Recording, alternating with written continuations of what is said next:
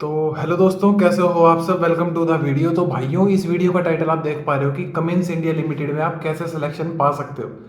मेरे को सिलेक्शन कैसे मिला था उसके ऊपर मैं थोड़ी सी बात करूंगा, और आप कैसे सिलेक्शन पा सकते हो अगर आप मैकेनिकल इंजीनियर हो कमिंस इंडिया लिमिटेड में। डेडिकेटेड ये वीडियो रहेगी मैकेनिकल इंजीनियर्स को, जो जिन्होंने ग्रेजुएशन बीटेक मैकेनिकल में की है।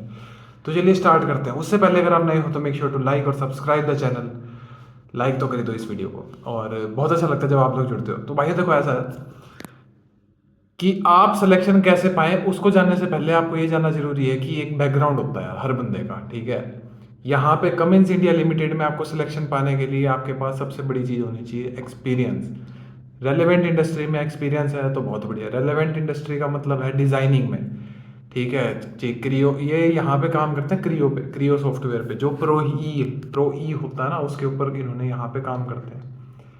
इन्होंने ऑटो कैड पे काम किया है, सॉलिड वर्क्स पे काम किया है, क्रियो पे काम किया है। उनके लिए वेलकमिंग इंडस्ट्री है, ठीक है। और इनकी एनालिसिस टीम भी है, ठीक है। अब जिनके पास एक्सपीरियंस नहीं है वो क्या करें, ठीक है। तो जिनके पास एक्सपीरियंस नहीं है और जिनके पास एक्सपीरियंस भी है उनके लिए बता रहा हूँ, जो यहाँ पे डायरेक्ट एंट्री पाना चाह रहे हैं, कि यहाँ पे एंट्री के लिए आपको भाई थर्ड पार्टी पेरोल के थ्रू आना पड़ेगा। मैंने अभी तक किसी भी ऐसे बंदे को नहीं देखा जो डायरेक्ट ही इनके पेरोल पे सेट हो गया हो। इनके पेरोल का सेट का मतलब है कि डायरेक्ट कमिंस इंडिया का पार्ट बन गया हो। अनटिल एंड अनलेस आप फ्रेशर हो, जो जिन बंदों को ये कंपनी डायरेक्ट अपने वहां पे जाके उठाती है ना, कॉलेज में, कॉलेज से रिक्रूटमेंट कर रही है, तो वो डायरेक्ट इनके पेरोल पे आते हैं। मतलब सैलरी जो आएगी वो कमिंस के यहाँ से आएगी। लेकिन अगर आप वैसे ही अप्लाई कर रहे हो Naukri.com के थ्रू या फिर लिंक्डइन के थ्रू, ठीक है, तो आपको थर्ड पार्टी पेरोल, यानी जो तीसरी पार्टी है, मतलब जैसे मैं अटलांटिस लैब से यहाँ पे रिक्रूट हुआ हूँ, तो मेरे को जो सैलरी क्रेडिट होती है वो अटलांटिस लैब्स के अकाउंट से क्रेडिट होती है, ना कि कमिंस इंडिया के अकाउंट से, ठीक है। ऐसे ही यहाँ पर पुणे के अंदर बहुत सारे थर्ड पार्टी पेरोल वाले सिस्टम है। जैसे अटलांटिस लैब हो गया एक, स्पीड इंजीनियरिंग हो गया दो, ओनवर्ड्स हो गया तीन, ठीक है। एक सी ए एनालाइजर करके है चार, एक पांचवा और है, उसका नाम मैं दिमाग से भूल रहा हूँ, ठीक है। तो सी आई एनालाइजर गिव्स फ्री ट्रेनिंग, 2 महीने की उनकी ट्रेनिंग होती है, लेकिन वो एक टेस्ट लेते हैं भाई ऑनलाइन अपना, ठीक है। और मेरे ख्याल से सिमुलेशन सिखाते हैं। एक इक्विलिब्रियम सॉल्यूशंस करके है प्राइवेट लिमिटेड, तो आप लोग इनको एक्सप्लोर करना, ये बढ़िया है। इस तरह के बहुत सारे थर्ड पार्टी हाउसेज हैं, ठीक है, जो मार्केट से बंदों को उठाते हैं कि भाई, फॉर एग्जांपल जैसे ये कमिंस इंडिया लिमिटेड है, ये बहुत बड़ी कंपनी है यार, इसको हर एम्प्लॉय का बैकग्राउंड वेरिफिकेशन चेक करने का टाइम नहीं है। तो क्या करते हैं, तो ये कॉन्ट्रैक्ट दे देते हैं थर्ड पार्टी वालों को कि यार आपके यहाँ से हम है ना 20 बच्चे रिक्रूट कर लेंगे, 30 बच्चे रिक्रूट कर लेंगे, ये जितने भी एज पर डिमांड जितने भी आएंगे रिक्रूट करेंगे।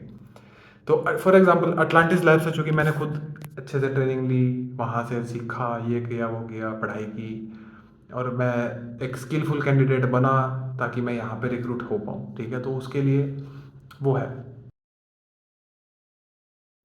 ठीक है। तो कैसे काम करती है भाई, जैसे ऑनवर्ड्स है। अब मैंने Naukri.com के थ्रू अप्लाई किया, मेरे पास 2 साल का एक्सपीरियंस है, मैं Naukri.com के थ्रू अप्लाई किया, तो वहाँ पे किसी अटलांटिस वाले ने कांटेक्ट किया या ऑनवर्ड्स वाले ने कांटेक्ट किया कि भाई आ जाओ, आपको आपका इंटरव्यू दे दो, कमिंस इंडिया में वैकेंसी है। तो कमिंस इंडिया की जो वैकेंसी है ना, वो थर्ड पार्टी वालों के तक पहुँचती है डायरेक्टली, ठीक है।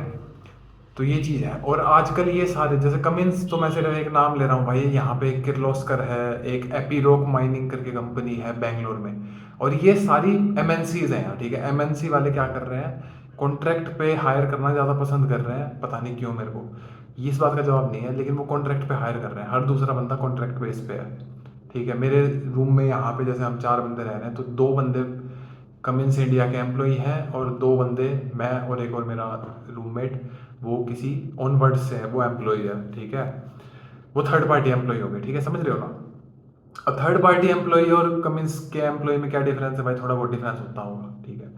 इतने इसमें नहीं घुसते, वो अपने काम की चीज़ नहीं है, अपने को तो सिलेक्शन लेना है, ठीक है। अपने को सिलेक्शन ऐसे मिलेगा कि आप Naukri.com के थ्रू या फिर अपना लिंक्डइन के थ्रू आप अप्लाई करो। रेलेवेंट स्किल्स यानी क्रियो क्रियो सॉफ्टवेयर अगर आपको आता है तो आप इंटरव्यू देने के लिए एलिजिबल हो। जैसे ही आपने आपकी क्वालिफिकेशंस में लिखा यार कि मैं 1 साल का एक्सपीरियंस होल्डर हूँ या 2 साल का एक्सपीरियंस होल्डर हूँ, और उसके अंदर वहाँ पे स्किल सेट में आपने टिक कर दिया कि यार क्रियो सॉफ्टवेयर मेरे को आता है, ठीक है, या UGNX आता है, या फिर मेरे को ऑटो कैड इन्वेंटर करके एक सॉफ्टवेयर है वो आता है, तो आपको यहाँ पे एंट्री या एटलीस्ट आपको इंटरव्यू का चांस जरूर मिलेगा। क्यों ऐसा मैं बोल रहा हूँ? क्योंकि थर्ड पार्टी वाले पहले आपका इंटरव्यू स्वयं लेते हैं।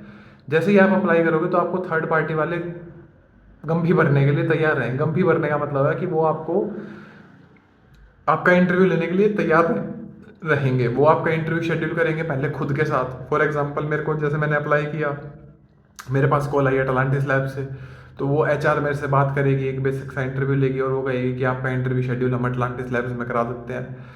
अटलांटिस लैब में इंटरव्यू होने के बाद आपका इंटरव्यू यहाँ पे कमिंस इंडिया में होएगा, ठीक है।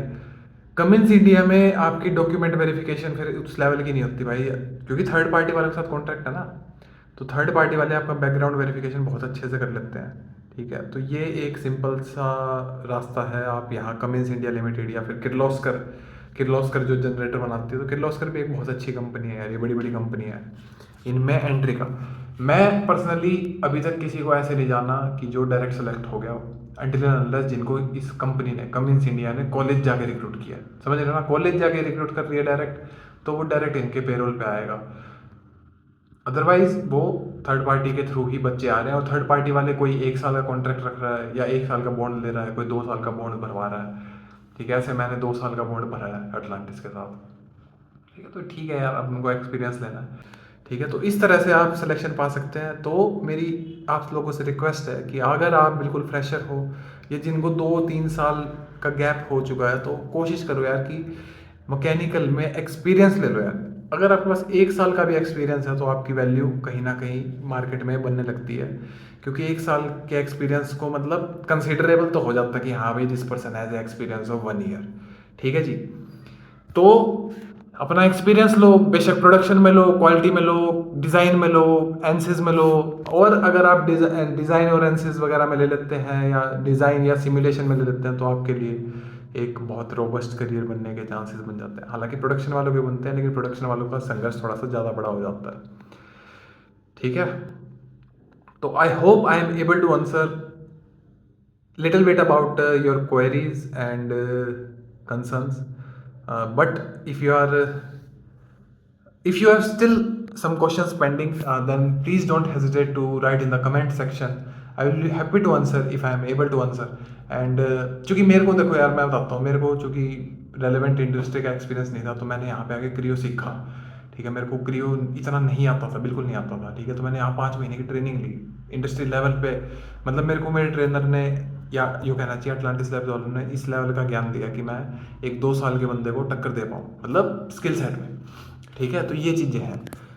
तो अगर आपके पास स्किल नहीं है तो आप स्किल लो, फिर इंडस्ट्री में घुसो, क्योंकि ये थर्ड पार्टी वाले जो प्लेटफॉर्म्स हैं ये आपको स्किलफुल भी बनाते हैं। स्पीड इंजीनियरिंग के बारे में मेरे को बताया भाई, वो 60,000 के आसपास रहता है। अटलांटिस लैब वालों ने, चूँकि मैं बिल्कुल बिगिनर था, तो मेरे पूरी फीस लगी थी 90,000 के आसपास, ठीक है। अब डिपेंड करता है कि आपको कितने महीने की ट्रेनिंग लगी है। 1 महीने की ट्रेनिंग चाहिए तो उस हिसाब से आपकी फ़ीस मेरे ख्याल से मॉडिफाई हो जाती होगी, ठीक है। तो ये एक छोटा सा प्रोसेस है।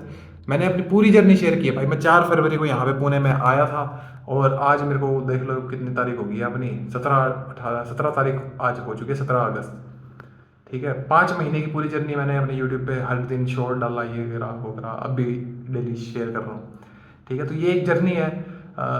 अगर आपके पास कोई भी डाउट है, सवाल है, तो कमेंट सेक्शन में जरूर पोस्ट करें, मेरे को बहुत अच्छा लगता है। अगर आप अभी तक बने हुए हैं तो लाइक और सब्सक्राइब जरूर कर दें, बहुत अच्छा लगता है जब आप लोग जुड़ते हैं। मिलते हैं अगली वीडियो में, सब्सक्राइब किए बिना मत जाना। बाय।